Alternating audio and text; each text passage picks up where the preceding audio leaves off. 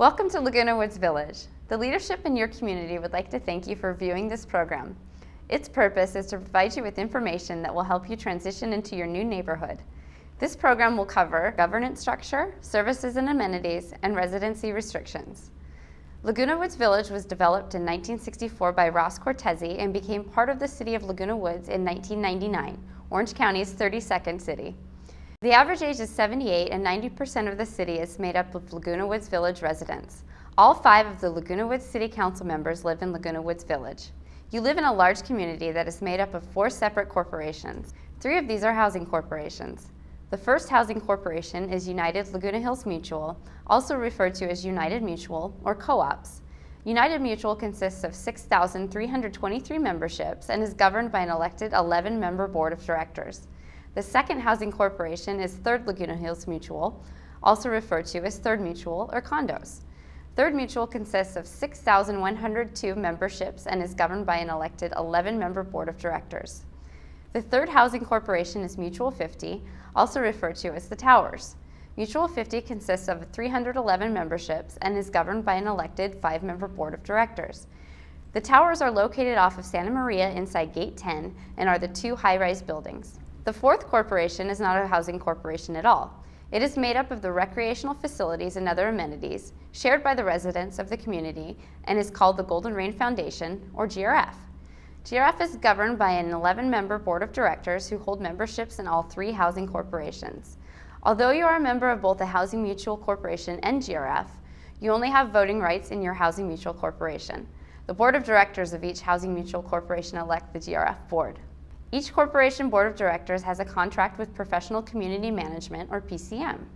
PCM staff members are paid through your monthly carrying charges and carry out the policies and decisions made by the board of directors. There are about 800 PCM employees on site serving this community. The difference between your board of directors and PCM is that your board of directors set policy and PCM follows the policy. For example, your board decides how often the lawns will be cut and PCM cuts the lawns. Your board of directors are elected and serve for 3-year terms. The annual elections fall between October and November, depending on the bylaws of each corporation. Your board members are residents just like you who pay the same monthly dues.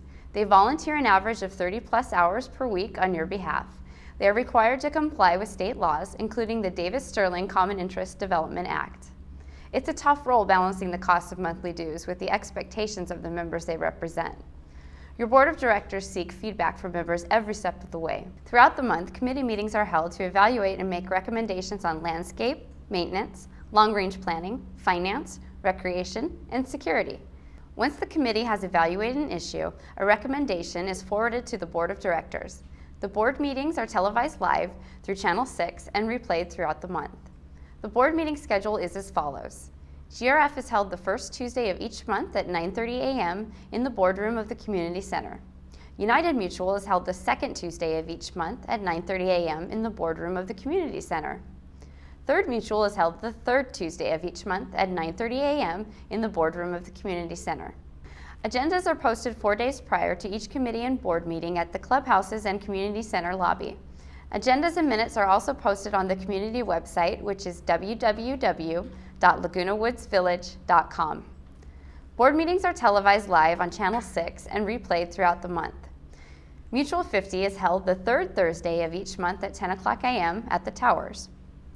All committee and board meetings are open, except for discussion of topics listed in the California Civil Code, including litigation, contracts, and personnel issues.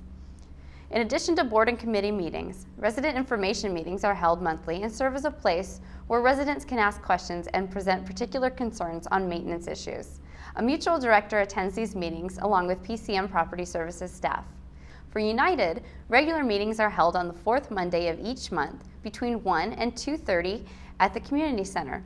Third Mutual meetings are held the second Wednesday of each month between 10 o'clock and 11:30 a.m. at the Community Center. The Community Center is located at 24351 El Toro Road.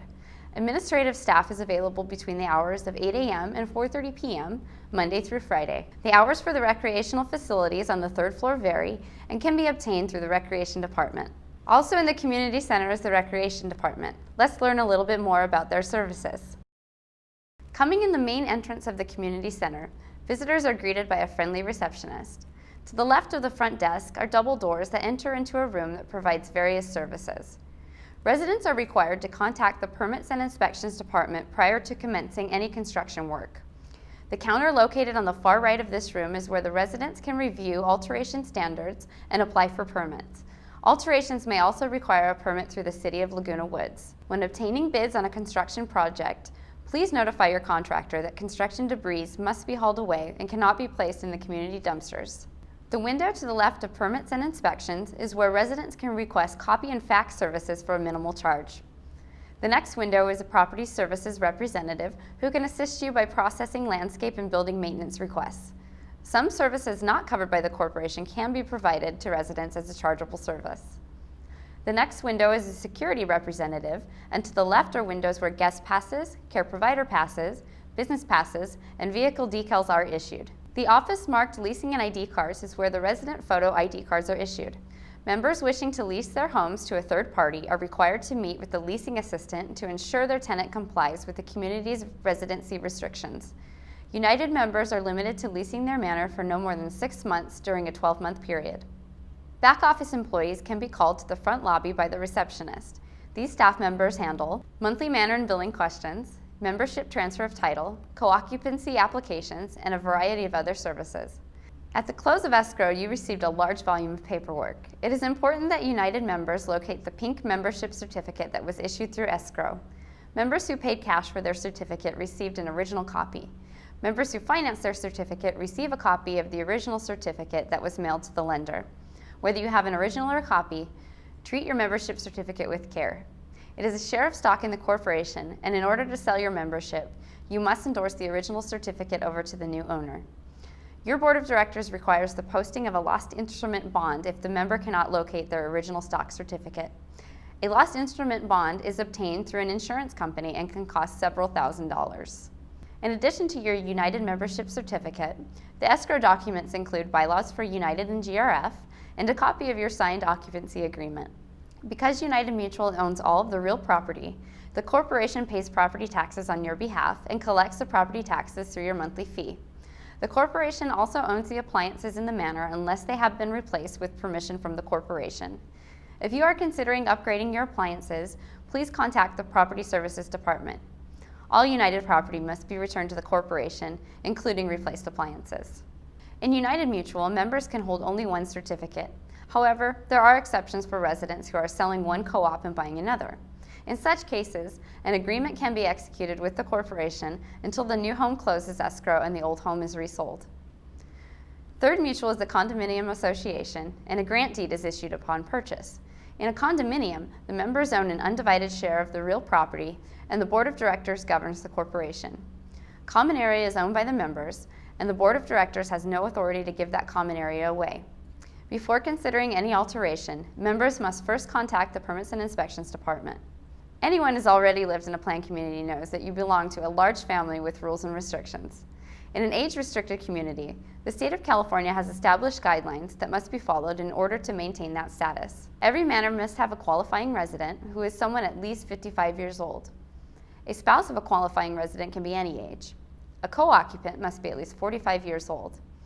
Anyone wishing to reside in the community must first obtain approval from the board of directors.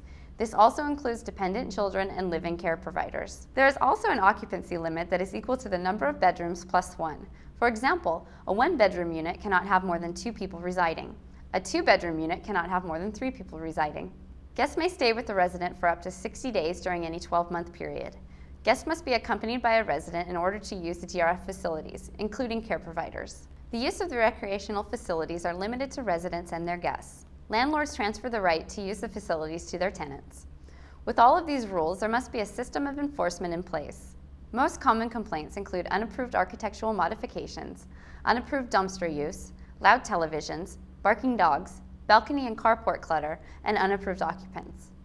Noise complaints can be reported to Security Dispatch 24 hours a day, 7 days a week. The number is 949-580-1400.